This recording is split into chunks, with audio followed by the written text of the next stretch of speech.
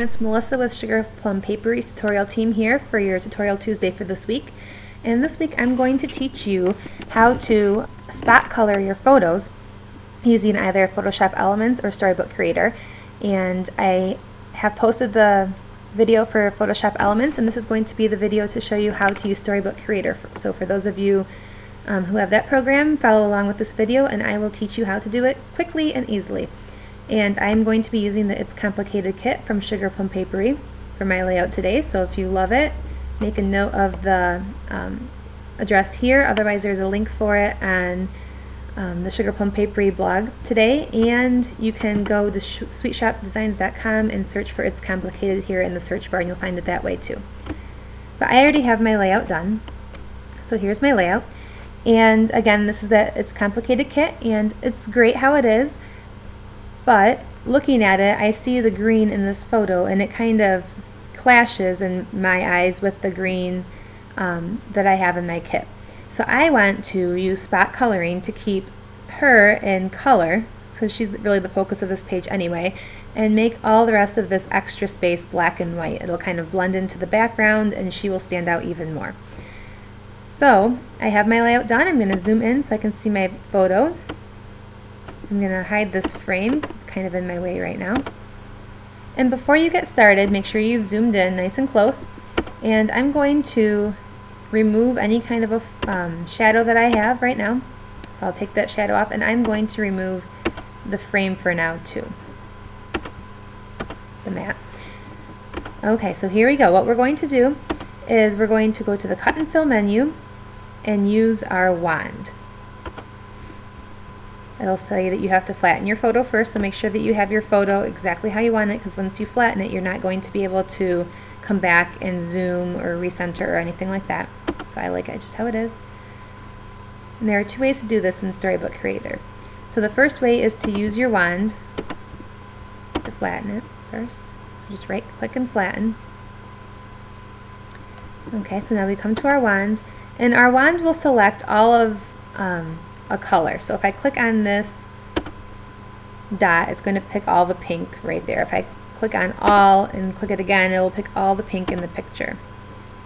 Now you can see that it found some pink other areas that I really don't want to have selected. You can adjust the threshold. The lower the threshold, the pickier it will be. So if I come here and click there, it will pick all of that color from her face. I can hold down Shift and keep selecting as I go around, but when I get to like this white part of her hair, it's going to want to pick white in other spots of the photo too, and I'm going to have a hard time keeping it just on her skin and her clothes. I think once I get going, it's going to start picking up some of the other colors. You can see already up here it's picked out some of the colors. So that works well if you want to pick out one specific color, like if you have a blue football jersey on and you want to keep just that blue jersey in color and make the rest black and white. Using the wand would be a great way to go. For my case, I'm going to use a custom shape, and I'm just going to cut around her in the photo. So I'm going to start up here, and I picked, let me do it again so you can see, I picked a curved path because obviously she's got a lot of curves to her face.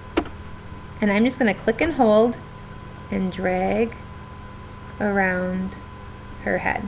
I'm not going to worry about those little wispy hairs because they look pretty white anyway.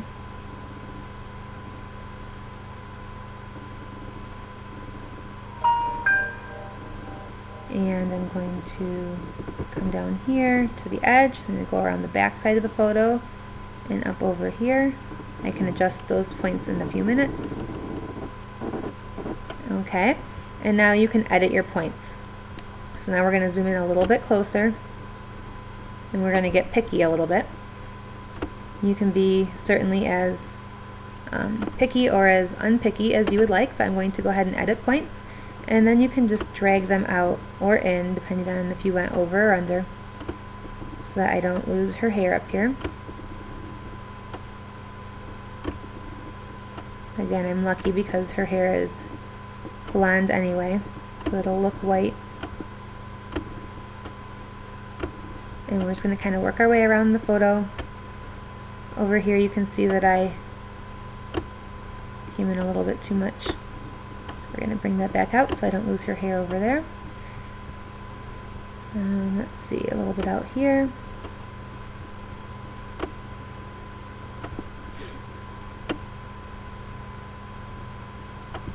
unlike with Photoshop, if you make a mistake on this, you are not going to be able to go and redo it, or correct your mistake. You'll have to start over from the beginning. So try to get this as accurate as you can here. So if you have to start over, it's going to be a little bit of work. Now her hair here, I can come back and get that in the next step if I want to. Alright, that looks pretty good.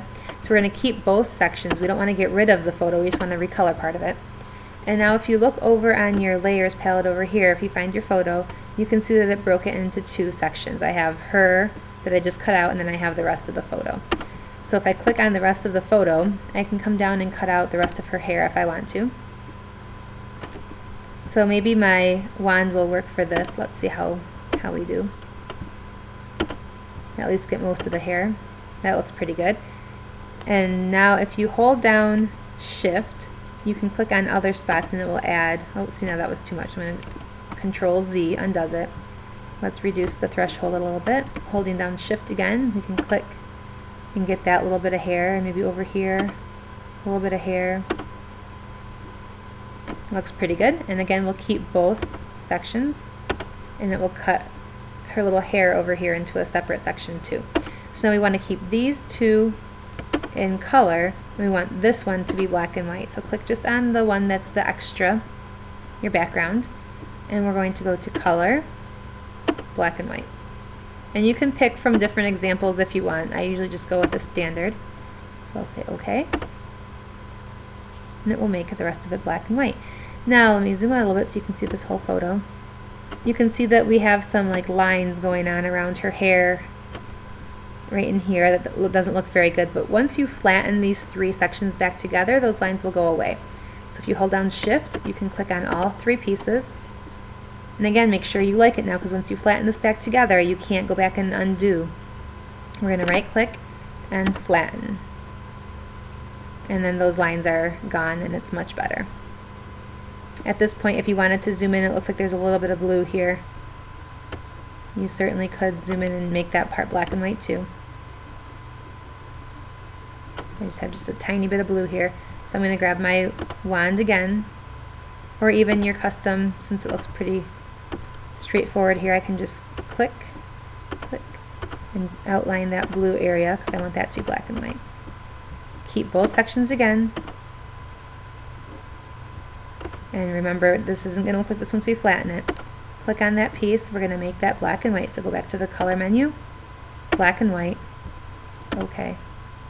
There, that looks better. And now click on both of them, holding down Shift, and then right click and flatten. And that looks much better. So now if we zoom out and add our frame back in, I don't have that noisy green in the background distracting me anymore. It's all her. I can see it. It looks beautiful. You can add your shadow back if you want. And your layout's done. It looks great. Thanks a lot for joining me today, and I hope you have a chance to try this out with the photo. Find a photo that you would like to emphasize something on, give it a try, and link us back up here at Sugar Plum Papery. Thanks a lot. Have a great week.